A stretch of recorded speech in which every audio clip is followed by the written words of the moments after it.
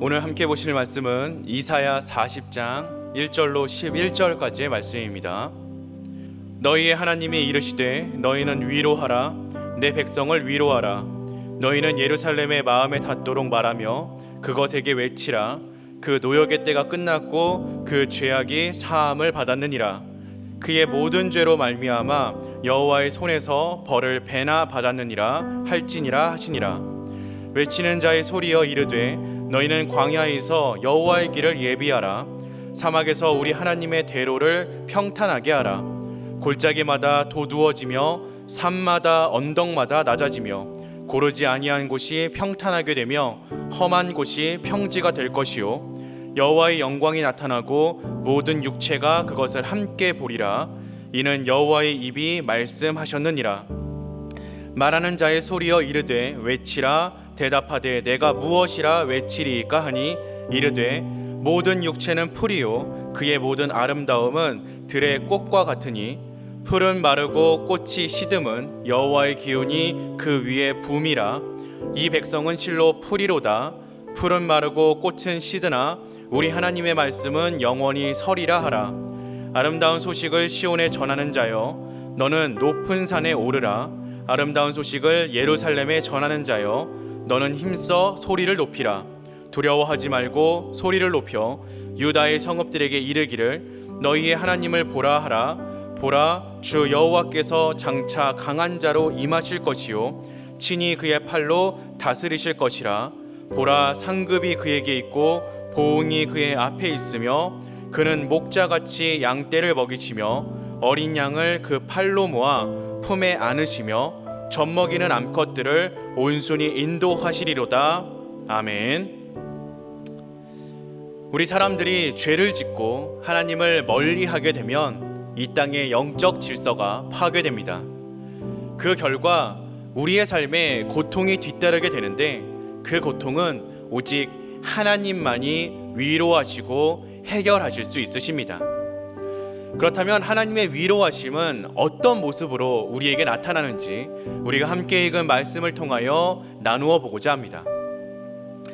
먼저 하나님의 위로는 죄를 사하여 주시는 것으로 시작됩니다. 죄에 대한 하나님의 진노로 종종 우리 삶이 무기력과 고통에 빠질 수 있습니다. 하지만 하나님의 진노는 언제나 죄인을 파멸시키는 것에 목적이 있는 것이 아니라 죄를 정결하게 하고 우리 죄인들을 용서하는 것에 그 초점이 맞추어져 있습니다. 그렇기에 하나님의 진노는 인간의 마음 안에 죄에 대한 각성과 회개를 불러일으킵니다. 고통 속에서 마음이 낮아지고 자신의 죄를 각성하게 되고 죄의 자리에서 돌이킬 자세가 된다면 하나님은 우리에게 진노를 부어주시는 것이 아니라 지체 없이 죄사함의 은혜를 부어주게 되는 것입니다. 삶에서 고통을 당하는 것으로도 너무나 힘든데 왜 우리가 죄를 돌봐야 하는가? 우리의 죄를 왜 돌아보아야 하는가?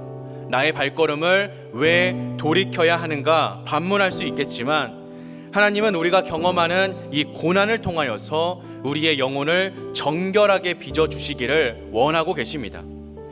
우리는 고통에서 벗어나는 것보다 죄에서 벗어나는 것이 훨씬 더 중요하다라는 사실을 기억할 수 있어야 합니다. 그래서 고통 속에 있는 인간, 우리들을 향한 하나님의 위로는 무엇보다 죄를 용서해 주시는 것에서 출발함을 기억해야 합니다. 우리가 하나님께 죄 사함의 은혜를 받으면 그 다음 우리가 경험하게 되는 것은 바로 하나님과 우리 사이의 관계가 회복된다는 것입니다. 우리에게 해결되지 못한 죄가 남아있으면 우리는 하나님의 임재를 경험할 수 없습니다. 하지만 우리가 우리의 죄를 사함 받는다면 그 즉시 하나님과의 관계와 교제가 회복될 것입니다. 광야와 사막같이 너무나 적막했던 우리의 영혼 가운데 하나님이 찾아오시는 것입니다. 말씀의 길이 열리고 기도의 대로가 회복됩니다. 낮고 음습했던 심령의 골짜기에 하나님께서 임재하시고 교만하고 높아졌던 그 영혼의 언덕은 하나님의 말씀으로 깎아져 내려갈 것입니다. 질서도 정결함도 없던 우리의 내면이 하나님의 다스림을 통하여서 평탄한 평지로 바뀌고 하나님의 말씀을 받을 수 있는 준비가 되는 것입니다.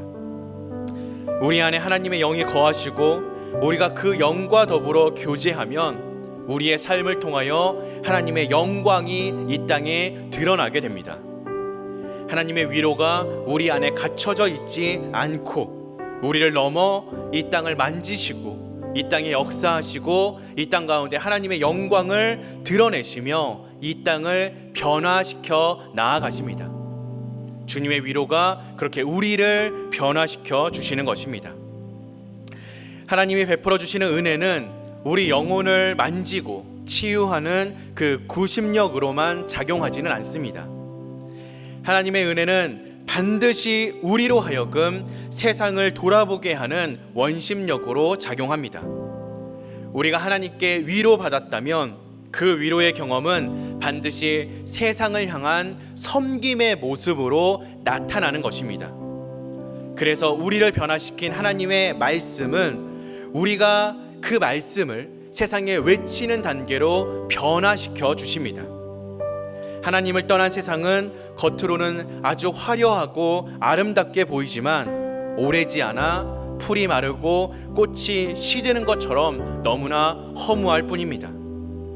하나님께서 우리를 용서하시고 우리를 교제의 자리로 초대해 주신 이유는 우리만 그 기쁨과 만족을 누리라는 목적이 아닙니다.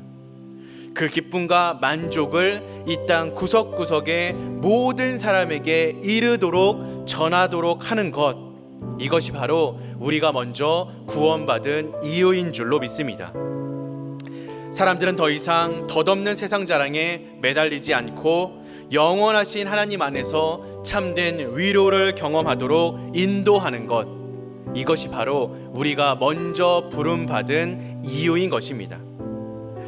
하나님은 우리를 위로하심으로 우리의 죄를 씻어주시고 우리와의 교제를 회복하여 주시고 또 우리를 통하여 하나님의 말씀이 세상에 선포되도록 일하십니다.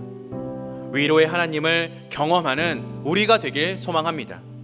우리의 마음 가운데 돌아보기를 소망하는 주님 앞에서 죄를 범한 그 모습이 있다면 이 기도의 시간을 통하여서 그 죄가 사여지기를 함께 기도하며, 하나님과의 관계가 멀어진 모습이 있다면 이 말씀을 통하여 교제가 회복되고, 우리 안에 구원의 뜨거운 열정이 사그라져 있다면 이 예배의 시간을 통하여서 다시금 전도와 말씀을 향한 뜨거운 열정이 회복되어지기를 주님의 이름으로 기도하겠습니다.